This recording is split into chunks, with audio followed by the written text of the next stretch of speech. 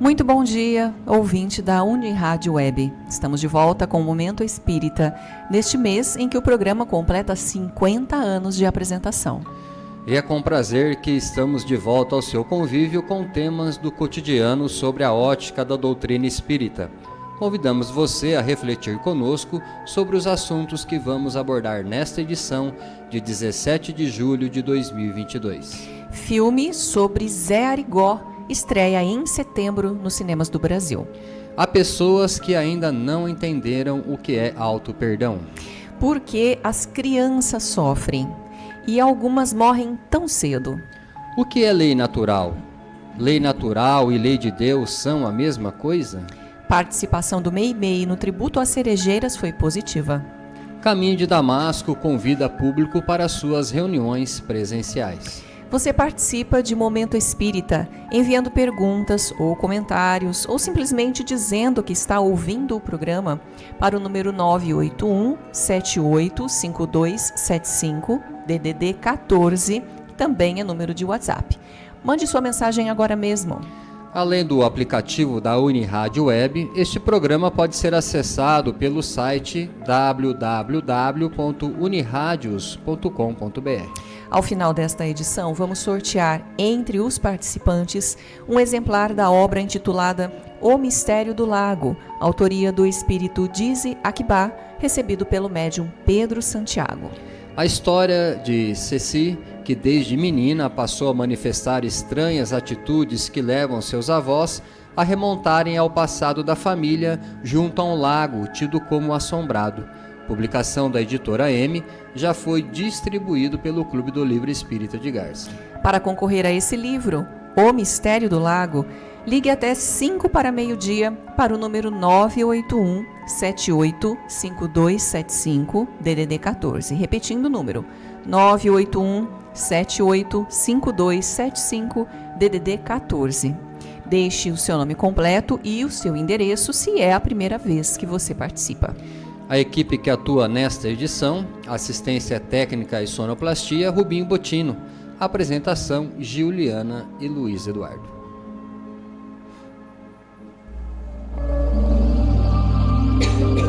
Momento Espírita. Um tempo de paz.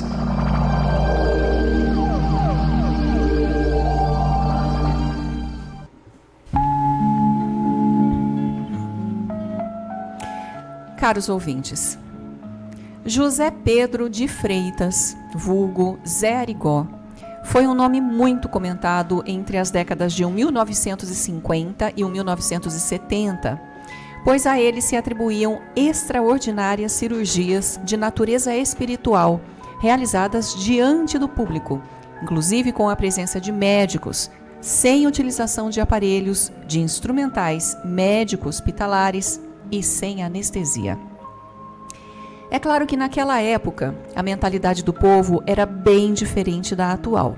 E esses casos, chamados de curas espirituais, eram vistos com muita esperança para enfermos desenganados e com total desconfiança para os que combatiam frontalmente a mediunidade e o espiritismo. No entanto, um aspecto interessante deste caso é que Arigó não era espírita. Sua família era católica, embora tenha se aproximado do espiritismo mais tarde por força das circunstâncias. Ele vinha de uma família pobre da zona rural mineira, tinha apenas o curso primário e trabalhava numa repartição do IAPTEC, que é o antigo SUS.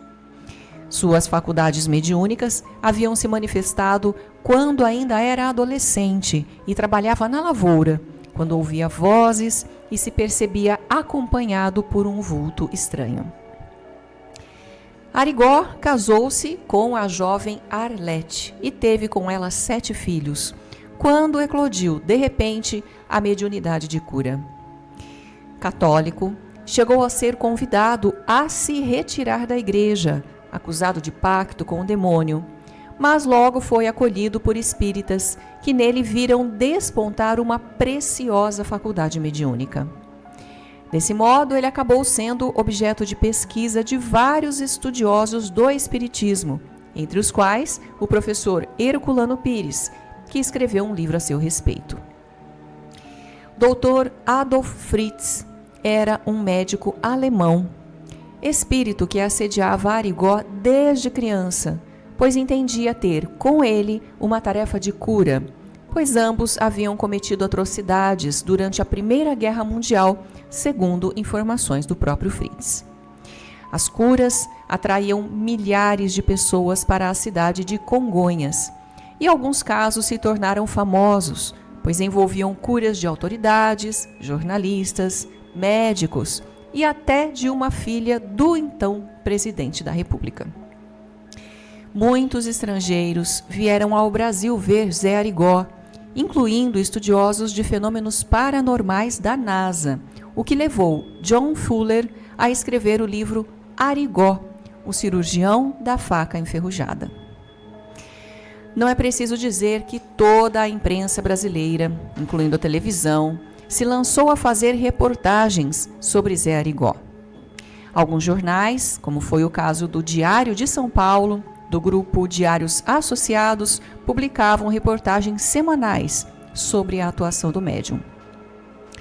Arigó chegou a ser condenado por exercício ilegal da medicina, após grande campanha contra sua atuação, mas foi beneficiado por um indulto do então presidente Juscelino Kubitschek. Veio a falecer num acidente de automóvel próximo à sua cidade, Congonhas do Campo, Minas Gerais, em janeiro de 1971. Predestinado, Arigó e o espírito do Dr. Fritz. Este é o título do filme que vai estrear em setembro em cinemas de todo o Brasil. O filme conta a história do médium e no seu elenco estão Danton Mello e Juliana Paz, fazendo Arigó e a esposa Arlete. Outros grandes nomes da teledramaturgia brasileira atuam nessa produção do cinema nacional, rememorando o médium mineiro que deixou profundas marcas na vida de muitos brasileiros e na história dos fenômenos espíritas no Brasil. Momento Espírita. O rádio é do ouvinte.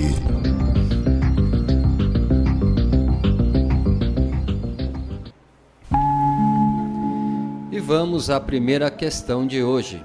Fomos buscá-la em nossos arquivos e surgiu numa das nossas reuniões de estudo no caminho de Damasco, quando falávamos de auto-perdão. Alguém contestou mais ou menos nestes termos. Não entendo o auto-perdão. Penso que somos egoístas porque só vemos defeitos nos outros e não vemos os nossos. Ora, se não vemos nossos próprios defeitos, não temos por que nos perdoar. Logo, o auto-perdão não faz sentido. Quando cometemos um erro, logo achamos uma desculpa, mas não desculpamos os outros quando erram. Em parte, este argumento está bem colocado. De fato, o egoísmo ainda fala mais alto em cada um de nós, habitante deste mundo de provas e expiações. E isso nós podemos constatar pelos impulsos que temos de apontar os erros das pessoas com quem convivemos, de condená-las e, ao mesmo tempo, de encobrir ou justificar os nossos erros. Essa atitude demonstra o quanto ainda estamos centrados em nós mesmos, diferentemente daquilo que Jesus proclamou quando está bem claro na oração do Pai Nosso, quando diz: Pai, perdoa nossas ofensas, assim como perdoamos os que nos ofendem. Será que perdoamos? A questão do auto-perdão vai um pouco mais longe. Ela está ligada ao sentimento de culpa que permanece nos atormentando por muito tempo, comprometendo o nosso equilíbrio espiritual. Sentir culpa pode ser benéfico quando nos leva a pedir perdão a quem prejudicamos, a corrigir os erros ou reparar os danos que causamos. Nesse sentido, a culpa só seria benéfica quando ela é capaz de despertar o senso de responsabilidade. No entanto, supondo que você prejudicou alguém, reconheceu o erro cometido e se arrependeu. Porém, antes que pedisse perdão, a própria vítima se antecipou e veio a perdoá-lo. Ainda assim, você não ficou bem consigo mesmo e o perdão do ofendido, ao invés de ajudá-lo a se harmonizar consigo mesmo, intensificou mais ainda seu sentimento de culpa. O problema, daí em diante, não é mais com o outro a quem você agrediu, porque ele o perdoou, mas com a sua própria consciência que não o perdoa. Essa carga de aflição que se transformou no conflito íntimo pode ser muito prejudicial se você não procurar um meio de se harmonizar com a própria consciência. Eis, portanto, um exemplo de necessidade do que chamamos auto-perdão. Um caso típico ocorreu com Jesus e seus apóstolos.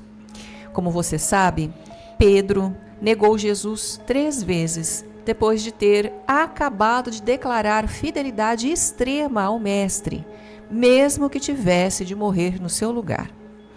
Judas Iscariotes traiu Jesus, entregando-o aos seus algozes. Mas Jesus compreendeu perfeitamente os limites de Pedro e de Judas e não os amaldiçoou por seus gestos infelizes. No entanto, as reações de Pedro e de Judas, diante do mal que causaram a Jesus, foram bem diferentes. Judas suicidou-se por não suportar o peso da culpa. Mas Pedro, apesar da culpa, soube administrar esse sentimento durante todo o resto de sua vida, entregando-se inteiramente à difusão do Evangelho, conforme a vontade do Mestre. Conclusão: Judas não se perdoou, acovardou-se perante a vida e se matou.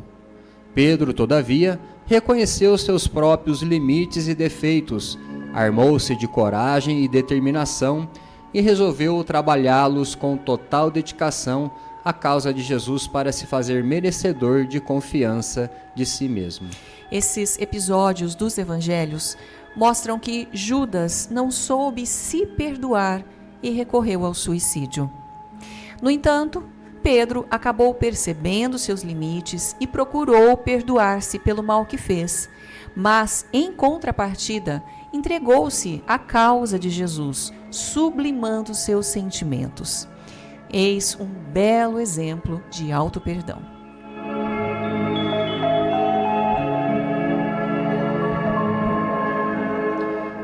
E atenção, ouvinte, logo mais vamos sortear entre os ouvintes que participarem o exemplar do livro O Mistério do Lago, autoria do espírito Dize Aquibá, recebido pelo médium Pedro Santiago.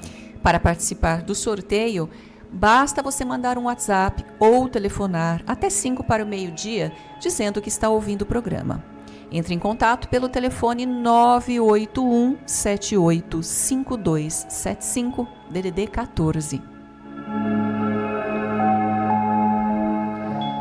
Uma ouvinte que não mencionou o nome fez a seguinte colocação: acho que há um pouco de exagero nessa história de preconceito. Hoje tudo é preconceito. Você precisa tomar cuidado ao abrir a boca para não ser taxado de racista e processado. Parece que as pessoas estão muito melindradas e levam tudo às últimas consequências. O preconceito, caro ouvinte, é mais sério do que parece. Só quem sofre preconceito sabe disso.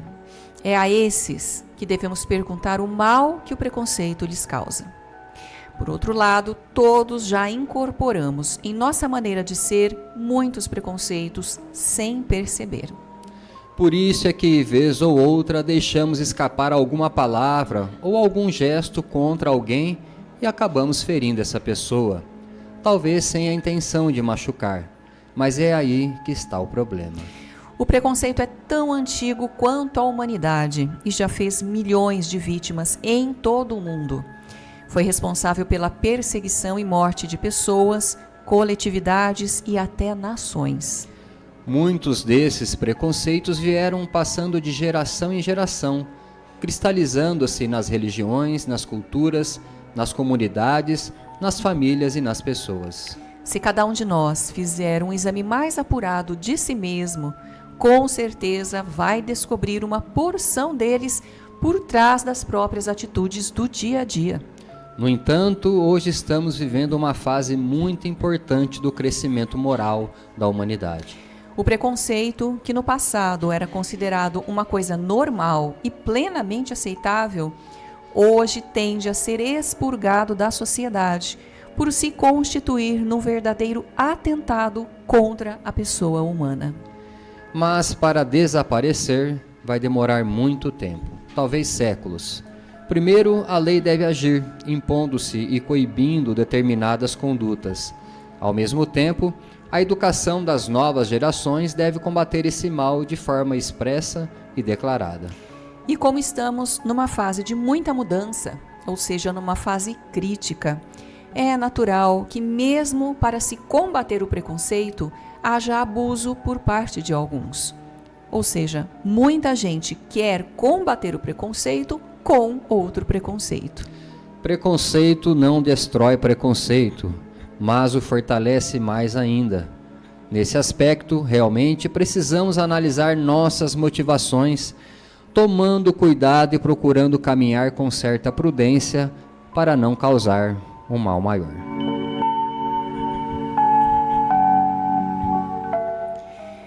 O que mais me comove neste mundo, diz uma ouvinte, é ver criança sofrer. Muitas crianças morrem cedo, depois de muito sofrimento. Fico perguntando por que Deus permite que esses seres inocentes e indefesos sofram tanto, como é o caso das crianças da África, que passam fome e que deixam tão cedo este mundo sem entender o que está acontecendo. Para sua informação, prezado ouvinte, dados fornecidos pela UNICEF, Fundo das Nações Unidas para a Infância, mostram que a cada 5 segundos morre em nosso planeta uma criança com menos de 15 anos de idade. Esses números, evidentemente, foram ainda maiores no passado. Aliás, quanto mais nos recuarmos no tempo, mais nos depararemos com altas taxas de mortalidade infantil. Isso sem considerar o sofrimento dessas crianças, principalmente nos países mais pobres, onde registramos flagrante abandono, miséria e fome, até mesmo em nossos dias. As crianças dos países com a mortalidade mais alta têm até 60 vezes mais probabilidade de morrer nos primeiros 5 anos de vida do que a dos países com mortalidade mais baixa, segundo o relatório da ONU. O sofrimento da criança, de fato, parece ser o quadro mais triste, doloroso e comovente aos nossos olhos, e isso leva muita gente a pensar onde estariam a bondade e a misericórdia de Deus. Talvez mais impiedosa ainda é a condição daquelas que nascem marcadas por deficiências, muitas vezes com múltiplas deficiências, para viverem curto espaço de tempo na Terra, sob os cuidados e as angústias dos pais. Não são poucos os pais que se revoltam diante do sofrimento e da morte de seus filhos, ainda crianças, e alguns deles dizem perder completamente a fé em Deus. Todavia, para podermos entender tal situação, só levando em conta a reencarnação. Pela reencarnação, ao sabermos que já vivemos antes e que esta vida é uma continuação de nossa jornada espiritual, podemos compreender a razão de tanta dor. Mas se achamos que a vida na Terra é uma única, que não tivemos e nunca mais teremos outra chance de retornar à vida terrena, como muitos acreditam, Deus seria impiedoso e sádico ao criar seres inocentes e indefesos para uma vida tão sofrida. Ver um adulto sofrer pode nos parecer natural, levando em conta o que ele já viveu e até mesmo os erros que ele cometeu nesta vida. Mas a dor de uma criança que ainda não despertou sequer para a vida é demais para a nossa estreita compreensão, se não pudermos conceber que todos, absolutamente todos nós, somos espíritos imortais, passando por mais uma etapa de vida na Terra. Na extensa jornada do espírito, desde a sua criação até a perfeição, há um caminho a percorrer, e este caminhar será mais ou menos longo e difícil, dependendo do desempenho de cada um. Até mesmo a duração da vida terrena depende do caminho que o espírito veio percorrendo e de suas necessidades de experiências e evolução. Para nós, que somos pais, que amamos nossos filhos, queremos tê-los sempre conosco, mas diante de uma morte prematura de um deles, busquemos explicação nas leis divinas. Nada acontece por acaso. Se uma vida é demasiado curta, há causas anteriores que determinaram tal situação.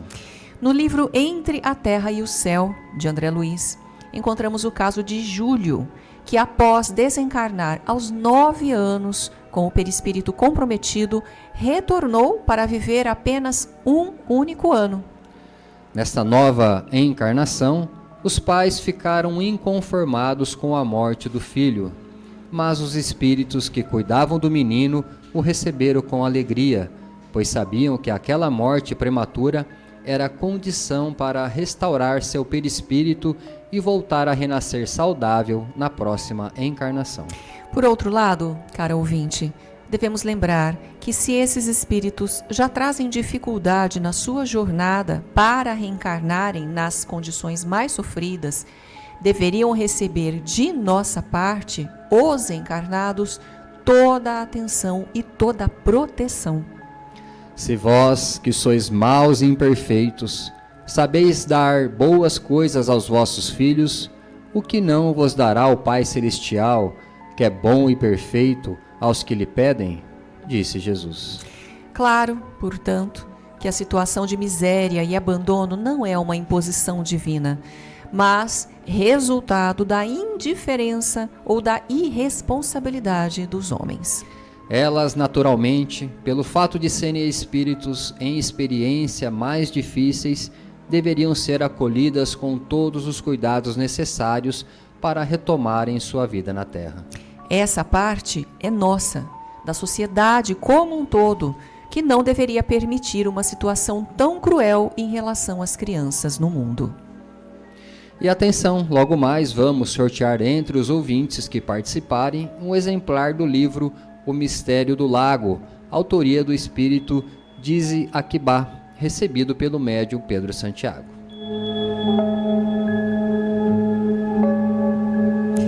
E atenção, ouvintes, para estes avisos. O Centro Espírita Caminho de Damasco, Grupo Espírita Fraternidade de Garça, está funcionando com suas atividades presenciais habituais junto ao público. As sessões de aplicação de passes diários acontecem sempre às 18 horas. Domingo, segunda, terça, quarta, sexta e sábado, sempre às 18 horas. As crianças, acompanhadas dos pais ou responsáveis, são atendidas a partir das 17h30. As reuniões públicas, às 20 horas, acontecem na segunda-feira, com palestras habituais. Na quinta-feira, com o estudo do Evangelho. E na sexta-feira, com reunião de estudo também às 20 horas, atualmente com foco no livro Os Mensageiros de André Luiz. Os interessados devem comparecer ao centro. Para maiores informações sobre o Caminho de Damasco, você pode entrar no site do centro, acessando www.caminhodedamasco.org. Neste site você vai encontrar todo o material informativo sobre o centro e sobre suas atividades. Clicando no menu, você encontrará, entre outras matérias, as gravações de Momento Espírita, inclusive os programas anteriores, informações sobre o Clube do Livro, vídeo palestras de temas variados, bem como mensagens espíritas em vídeo e áudio. Repetindo o site do Centro Espírita Caminho de Damasco, www.caminhodedamasco.org. O Lar Meimei. O Lar Meimei é um departamento assistencial do Centro Espírita Caminho de Damasco, Grupo Espírita Fraternidade, voltado para atividades de assistência e apoio à família. Ele fica na Avenida Doutor Labieno da Costa Machado, número 1285, mas a entrada é pela rua 7 de setembro, número 42, esquina com a Labieno. Entre as atividades do MEI, destaca-se a doação de cestas básicas para famílias em estado de vulnerabilidade. Você pode colaborar com esse trabalho fazendo sua doação em espécie ou em dinheiro. Visite pessoalmente o lar ou entre em contato com o Enio ou com a Dolores pelo telefone 3471-0604 no horário comercial de segunda a sexta-feira. O Lar MEI aproveita esta oportunidade para agradecer os amigos e colaboradores que estiveram ao lado da entidade no tributo às cerejeiras, através de doações e serviços. Com certeza, o esforço para a participação de cada um levou o MEI a alcançar pleno êxito em mais esse evento e se transformará em bênçãos de amor e paz a todos, sob o amparo e proteção de Deus. A Casa Espírita Allan Kardec está realizando aos domingos um curso de estudo sistematizado da doutrina espírita, o ESD, ministrado por Áurea Rita Peron Guimarães e Luiz Fernando Guimarães. O curso do ESD acontece todo domingo às 19h30, das 19h30 às 21 horas. A Casa Espírita Allan Kardec fica na Rua Barão do Rio Branco, número 597. Existem muitas coisas a que às vezes não damos o devido valor. A vida, por exemplo. A vida é uma bênção divina. Através dela, podemos ser felizes e proporcionar a felicidade aos outros. Por isso, é preciso defender a vida, a nossa vida e a do próximo. Pena de morte, aborto, suicídio e eutanásia são formas de violência contra a vida com as quais não podemos concordar. Lutemos em defesa da vida. Pena de morte. Um crime não justifica outro crime. Diga não. Suicídio. Um gesto infeliz. Dê uma chance a você mesmo. Existe sempre alguém para ajudá-lo. Aborto. Um ato de covardia. A vítima não pode defender-se. Eutanásia. Uma ação criminosa. Com confiança em Deus e o firme desejo de obedecer suas leis, a vida terá outro sentido. Mensagem em defesa da vida. Apoio. Federação Espírita Brasileira. Momento Espírita. Mensagem para a nova era.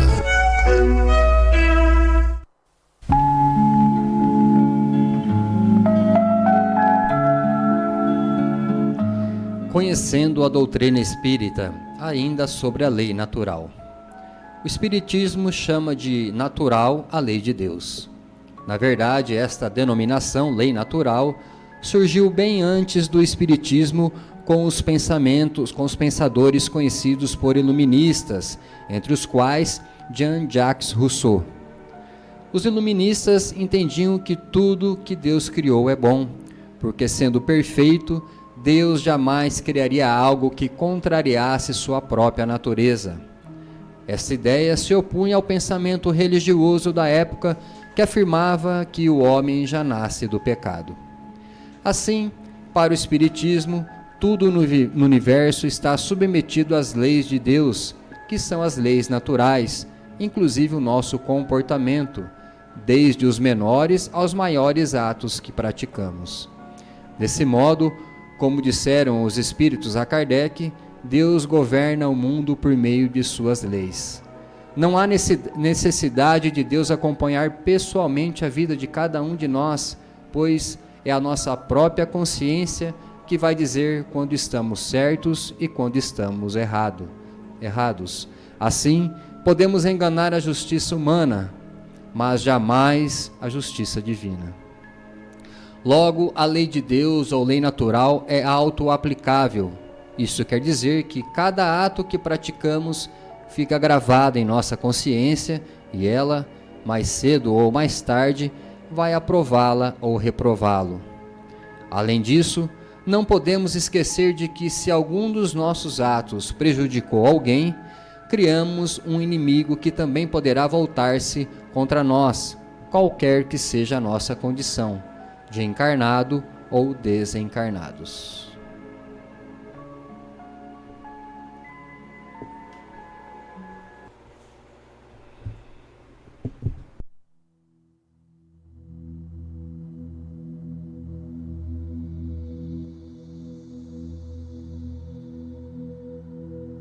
Nos dias difíceis, reflete nos outros dias difíceis que já se foram. Depois de atravessados transes e lutas que supunhas insuperáveis, não soubeste explicar a ti mesmo de que modo os venceste e de que fontes auristes as forças necessárias para te sustentares e refazeres durante e depois das refregas sofridas. Viste a doença no ente amado assumir gravidade estranha, e sem que lograsses penetrar o fenômeno em todos os detalhes, surgiram a medicação e a providência ideais que o arrebataram da morte. Experimentaste a visitação do desânimo à frente dos obstáculos que te gravaram a vida, mas sem que te desses conta do amparo recebido, largaste o desalento das trevas e regressaste à luz da esperança. Crises do sentimento que te afiguravam invencíveis, pelo teor de angústia com que te alcançaram o imo da alma, desapareceram como por encanto, sem que conseguisses definir a intervenção libertadora que te restituiu a tranquilidade. Sofreste a ausência de seres imensamente queridos, chamados pela desencarnação para tarefas inadiáveis em outras faixas de experiência. No entanto, sem que despendesses qualquer esforço, outras almas abençoadas apareceram, passando a nutrir-te o coração com edificante apoio afetivo. Tudo isso, entretanto, sucedeu porque persististe na fé, aguardando e confiando, trabalhando e servindo, sem te entregares à deserção ou à derrota, ofertando ensejo à bondade de Deus para agir em teu benefício. Nas dificuldades em andamento, considera as dificuldades que já vencestes e compreenderás que Deus, cujo infinito amor te sustentou ontem, sustentar-te-á também hoje. Para isso, porém, é imperioso permanecermos fiéis ao cumprimento de nossas obrigações, de vez que a paciência no centro delas é o dom de esperar por Deus, cooperando com Deus sem se desesperar.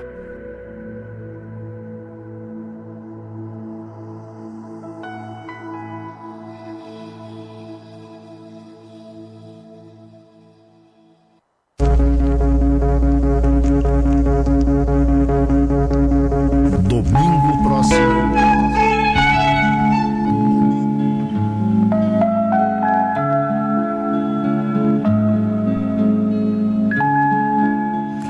E vejamos agora quem foi o ouvinte ou a ouvinte sorteada no programa de hoje, dentre os que nos ligaram, e que vai levar um exemplar do romance O Mistério do Lago, autoria do espírito Dizzy Akibá, recebido pelo médium Pedro Santiago.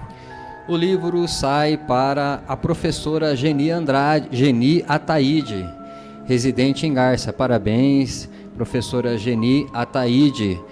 Parabéns pela sorte ter ganhado o nosso livro. Você pode pegar o seu livro na loja Leves de Garça, na rua Minas Gerais 148, centro da cidade, nesta semana de segunda a sexta, no horário comercial.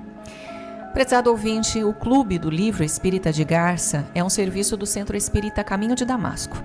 Obtendo os livros por preços bem abaixo da tabela, o clube permite que as pessoas adquiram cada exemplar por apenas R$20, que elas vão pagar apenas quando receberem o livro em suas casas.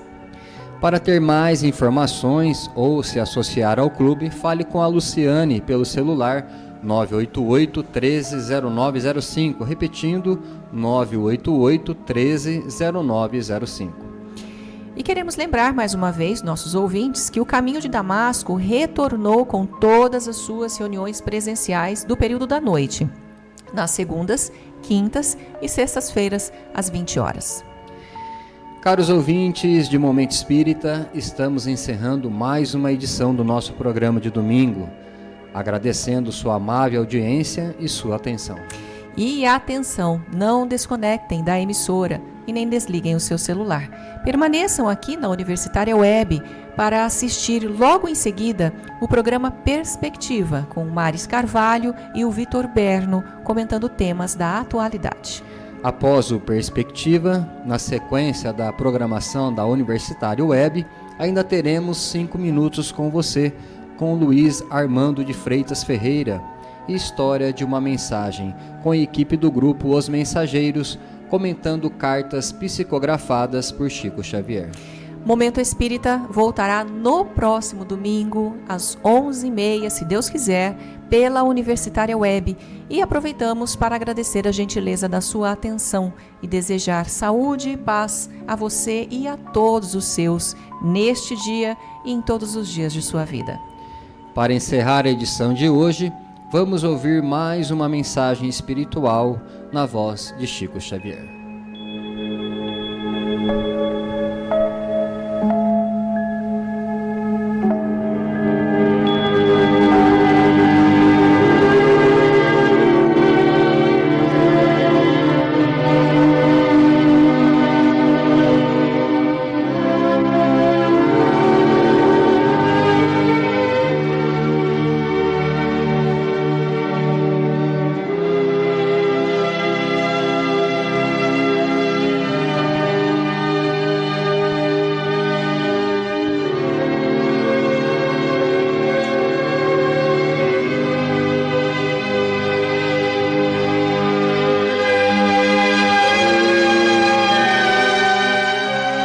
Oração nossa.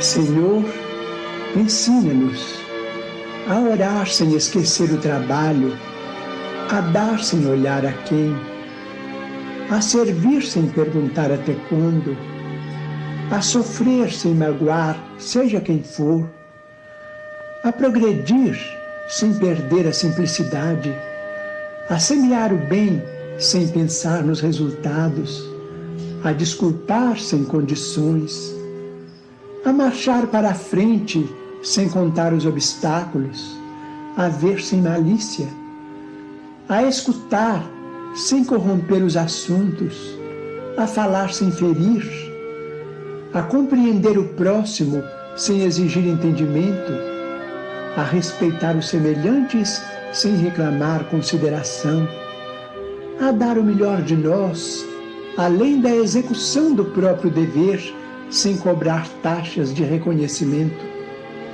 Senhor, fortalece em nós a paciência para com as dificuldades dos outros, assim como precisamos da paciência dos outros para com as nossas próprias dificuldades. Ajuda-nos para que a ninguém façamos aquilo que não desejamos para nós. Auxilia-nos, sobretudo, a reconhecer que a nossa felicidade mais alta será, invariavelmente, aquela de cumprir teus desígnios, onde e como queiras, hoje, agora e sempre.